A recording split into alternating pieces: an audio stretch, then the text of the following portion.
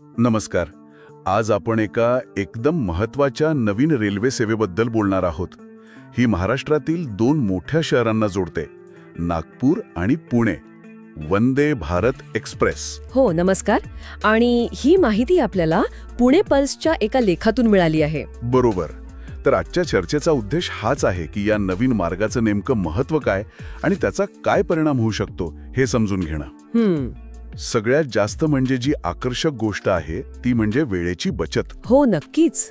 जिथे म्हणजे आधी 16-17 तास लागायचे ना प्रवासाला, हो, तेथे आता फक्त 12 तास लागणार आहेत. खूप मोठा फरक आहे हा.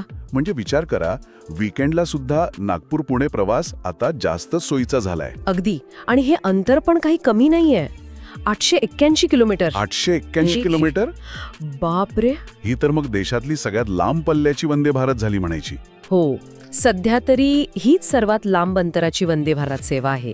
आणि 12 तासांत हे अंतर कापणं म्हणजे नागपूर आणि पुणे, जी दोन्ही शहरं इतकी वेगाने वाढत आहेत, त्यांच्यासाठी हे खूप महत्वाचं आहे. बरोबर. म्हणजे फक्त वेळ वाचतो असं नाही, तर प्रवासाचा अनुभव पण सुधारतो ना. त्यामुळे मग व्यवसाय, शिक्षण किंवा अगदी पर्यटन सगळ्याला चालना मिळेल. नक्कीच. तर मग ही गाडी नेमकी धावते कुठून कुठे? म्हणजे अजनी ते पुणे, बरोबर? हो, अजनी म्हणजे नागपूर जवळच आहे. अजनी आणि पुणे दरम्यान धावते. आठवड्यातून 6 दिवस. 6 दिवस म्हणजे 1 दिवस सुट्टी. हो, पुण्याहून सुटताना मंगळवारी बंद असते आणि अजनीहून सुटताना सोमवारी. अच्छा. आणि थांबे मध्ये कुठे कुठे थांबते? थांबे बरेच आहेत. महत्वाचे थांबे आहेत. म्हणजे वर्धा, बडनेरा, अकोला, मग शेगाव आहे, भुसावळ, जळगाव, मनमाड, कोपरगाव, अहमदनगर आणि दौंड कॉर्ड लाईन, असे एकूण 10 थांबे आहेत. दौंड कॉर्ड लाईन म्हणजे ती दौंड स्टेशनला जात नाही? नाही, ती बाहेरून जाते, त्यामुळे वेळ वाचतो. अच्छा. आणि हे पण महत्वाचं आहे की यापैकी काही ठिकाणी ही पहिलीच वंदे भारत आहे. बरोबर. म्हणजे त्या भागांसाठी पण ही मोठी गोष्ट झाली. हो, अगदी. त्या भागातल्या लोकांसाठी एक नवीन जलद कनेक्टिव्हिटी आहे. गाडीचा वेग वगैरे काय, म्हणजे सरासरी वेग? सरासरी वेग ताशी 73 किलोमीटर आहे. 73 किलोमीटर. आता आंतरराष्ट्रीय स्तरावर बघितलं तर हा कदाचित खूप जास्त वाटणार नाही. बरोबर. पण आपल्याकडच्या या मार्गावर जे पर्याय आहेत ना, हो, त्याच्या तुलनेत हा नक्कीच सगळ्यात वेगवान प्रवास आहे. बरोबर. आणि गाडीची क्षमता, किती लोक बसू शकतात? गाडीत एकूण 8 डबे आहेत. त्यातले 7 हे नेहमीचे चेअर कार आणि 1 एक्झिक्युटिव्ह चेअर कार आहे, जिथे थोड्या जास्त सोयी आहेत. एकूण 530 प्रवासी एका वेळी प्रवास करू शकतात. ठीक आहे. आता ही गाडी ज्या 2 शहरांना जोडते, नागपूर आणि पुणे, त्यांची पण स्वतःची एक वेगळी ओळख आहे, महत्व आहे. हो, नक्कीच. नागपूर म्हटलं की आपल्याला संत्री आठवतात. संत्रानगरी. हो, संत्रानगरी. मग आरोग्य सेवांचं एक मोठं केंद्र आहे. महाराष्ट्राची हिवाळी राजधानी आहे. आणि डॉक्टर बाबासाहेब आंबेडकरांची दीक्षाभूमी तिथे आहे. बरोबर. आणि हो, टायगर कॅपिटल म्हणून पण ओळख आहे. तर दुसरीकडे पुणे. पुणे तर महाराष्ट्राची सांस्कृतिक राजधानी, शिक्षणाचं माहेरघर. IT हब पण झालंय आता मोठं. हो, IT हब आहेच. आणि ऐतिहासिक महत्त्व पण खूप आहे.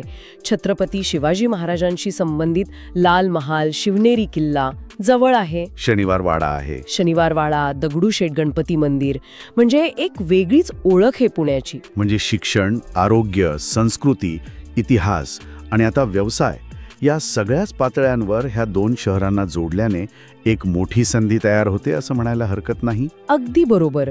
विद्यार्थी असतील, व्यावसायिक असतील, पर्यटक, कुटुंबीय, सगळ्यांनाच प्रवास सोपा आणि मुख्य म्हणजे वेगवान होईल. हो. आणि ह्यात काही भविष्यात अजून सुधारणा होण्याची शक्यता आहे का? म्हणजे मार्ग अजून वेगवान वगैरे? तसा उल्लेख आहे लेखात.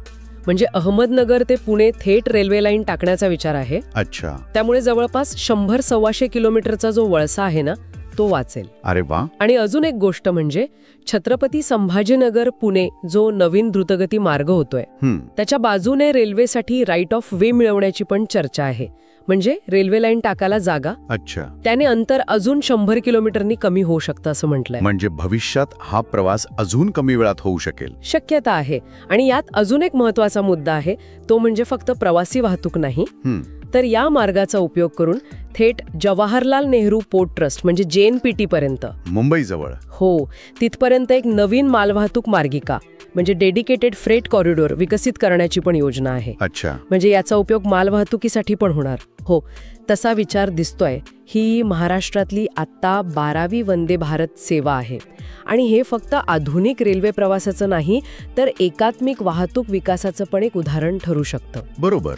म्हणजे पॅसेंजर आणि गुड्स दोन्हीचा विचार आहे. हो, आणि त्यामुळे मग संपूर्ण प्रदेशाच्या पायाभूत सुविधांमध्ये सुधारणा व्हायला मदत होईल. तर एकूणच काय, या नवीन वंदे भारत एक्सप्रेसमुळे महाराष्ट्रातील 2 महत्त्वाची शहरं आणि त्यांच्यामधला जो सगळा प्रदेश आहे तो आता खूप जवळ आलाय. हो, प्रवास वेगवान झालाय, आरामदायी झालाय आणि त्याचा फायदा अनेकांना होणार आहे. बरोबर. आणि जाता जाता एक विचार करण्यासारखी गोष्ट अशी की फक्त वेगवान प्रवासी सेवेवर लक्ष न देता त्याचबरोबर मालवाहतुकीच्या विकासावर पण कसा भर दिला जातोय. हा जो एक इंटिग्रेटेड अप्रोच आहे, म्हणजे एकात्मिक दृष्टिकोन, हा फक्त प्रवाशांच्या सोयीपुरता मर्यादित न राहता प्रादेशिक अर्थव्यवस्थेला चालना देण्यासाठी किती महत्त्वाचा ठरू शकतो, बरोबर, ही बघणं खरंच इंटरेस्टिंग असेल पुढे.